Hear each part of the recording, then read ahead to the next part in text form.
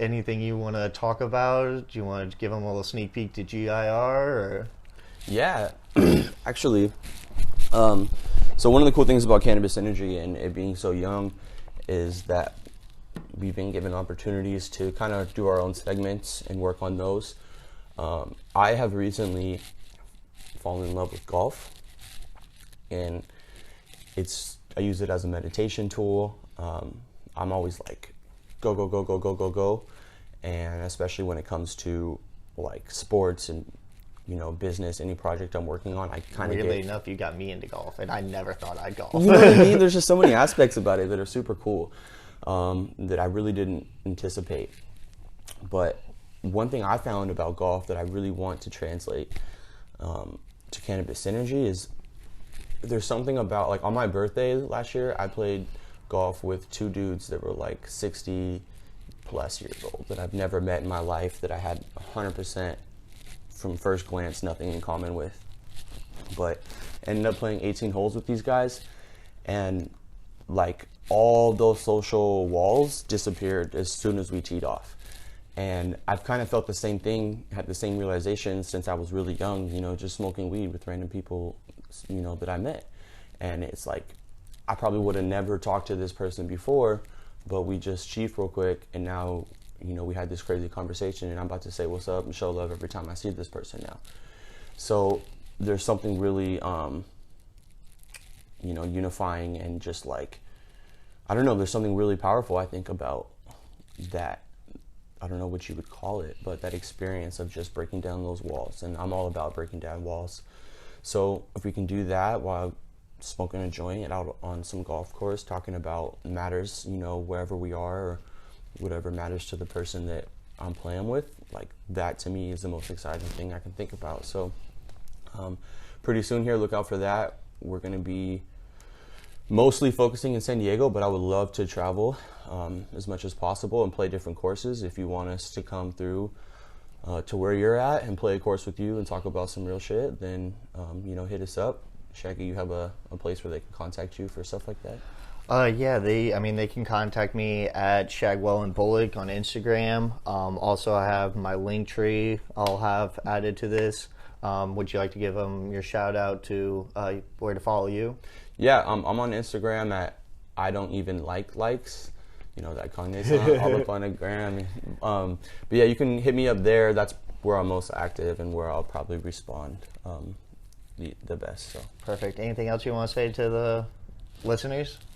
Like, educate yourself. Seriously, like, no matter what it is, if you're passionate about something, don't let a lack of knowledge get in the way. We live in an era where technology and all this information can either make you really stupid, or you can take advantage of it and, set yourself apart.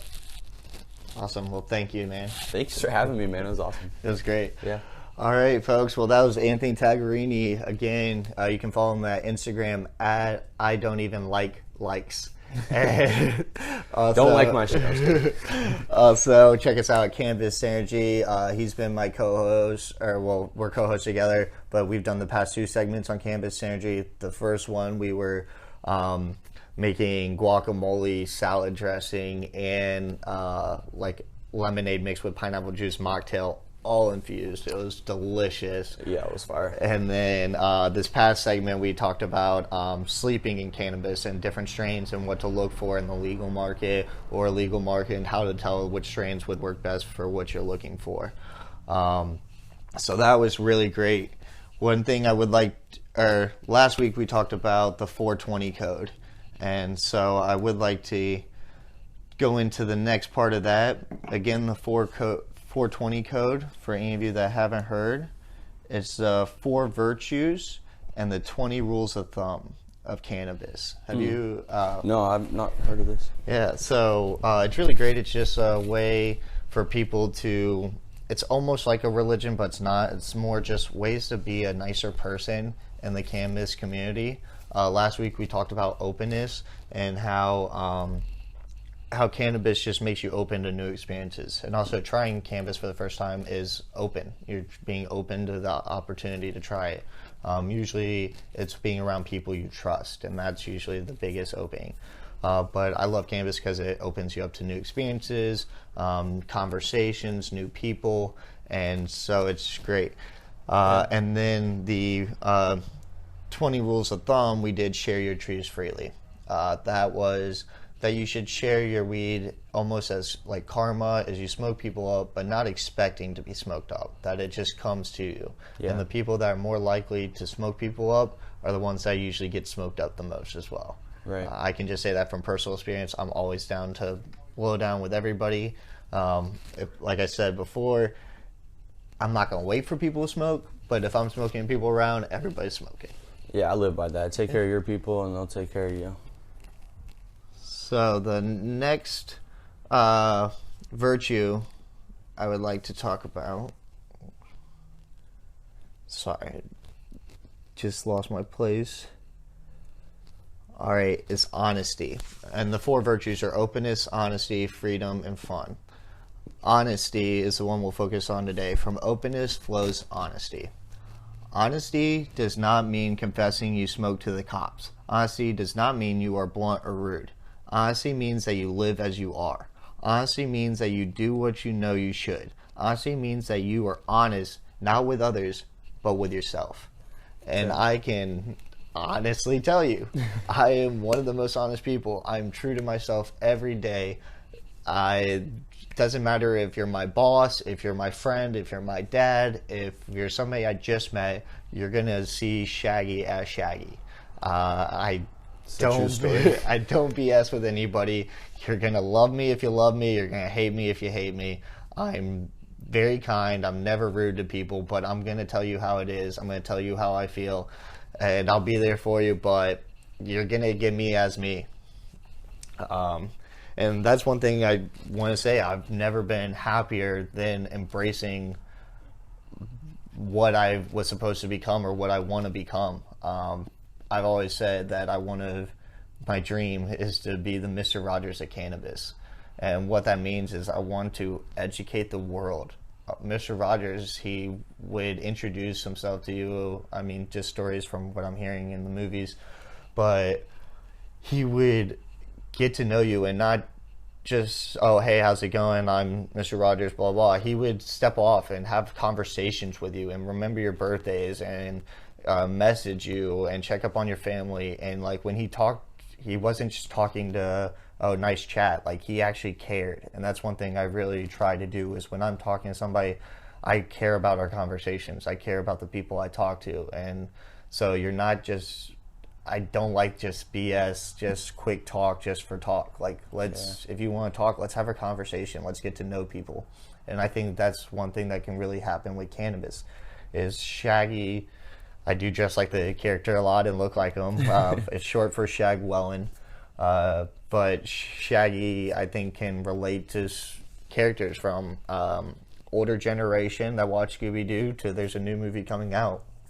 And I think we do need to be mature about cannabis and have conversations, and we will have to have somebody that can educate people. And so, first off, if any of you think Shaggy was not a stoner, you are just blind. You're so blind.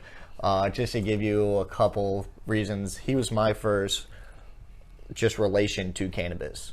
Obviously, he was always had the munchies, could eat anything and everything. He talked to a dog. There you go. His whole outfit is a blunt. You have the green shirt is the weed, the brown pants or corduroys is the blunt wrap, and his black shoes is the ash at the end of the blunt. His whole outfit's a blunt, and especially if you watch in I believe the second live action movie where he's in a suit, his suit looks exactly like you're rolling the blunt.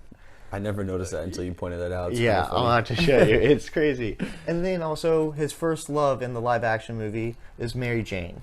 So he's like, what's your name? Mary Jane. Oh, I totally love that name. I wonder why. He's a stoner.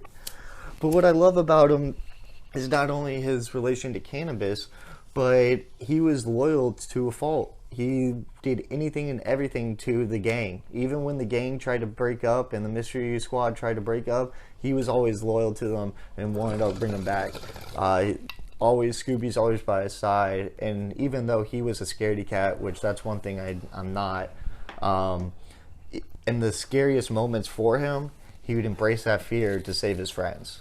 And so that's what I really embrace Shaggy, is because of all the things he's goofy, he's funny, he's a little silly and stupid, but he's loyal and he's honest, and he is who he is. He never tries to act like anybody else. And so I think that is really great to relate to people and to educate people. And so I do want to eventually, once it's more allowed, is educate kids. Yeah. Like Mr. Roger educated kids, and I think we will have to eventually educate them and not have it be a taboo subject. I believe that if we have a mature conversation and tell them that the benefits of CBD, but tell them that THC is for people 21 and over, that it's for adults, and that this is because of, it's a way to relax, that's a healthier way, but kids don't have the stress that adults do. They don't have that issues of worry about bills or anything. Now granted, they do have stress, but not to the point where they have to have something to get rid of it. No, they're learning from their bodies are growing, and so they don't need the THC as a way to relax. Adults have a lot of stress, anxiety, pain from living through the years and dealing with all the problems of, am I going to pay my bills, and breaking bones and all this craziness. And so THC is a way to relax from that. However, you will have fellow students in your classrooms that are on THC, that have epilepsy, that have Parkinson's, that have Crohn's disease, that have cancer. And so they're going to need that THC, because THC is medicine as well. Sometimes people think that CBD is the only medicinal beneficial, but THC is needed for the pain relief, for the inflammation as well. I mean, CBD, I always tell the two main differences is THC is going to interact right then and there. It's going to kill the pain. So like if you broke your bone or so, or like sprained your ankle, I would recommend like a THC low CBD cream. If you have arthritis or something like that, or something that's chronic, that's been bothering you for years, you're going to want more CBD. That's going to help heal it up faster. And so it's just little differences, but we're going to have to start educating kids on this and just teach them, just like alcohol or something else, that this is more of an adult thing, but it's teach them the benefits of CBD, but then also tell them that their fellow students may be on it, and that they don't need to be bullied, that they're not using it to get high, but that they're using it as a medicine, and that's what this is. It's a plant. Yeah.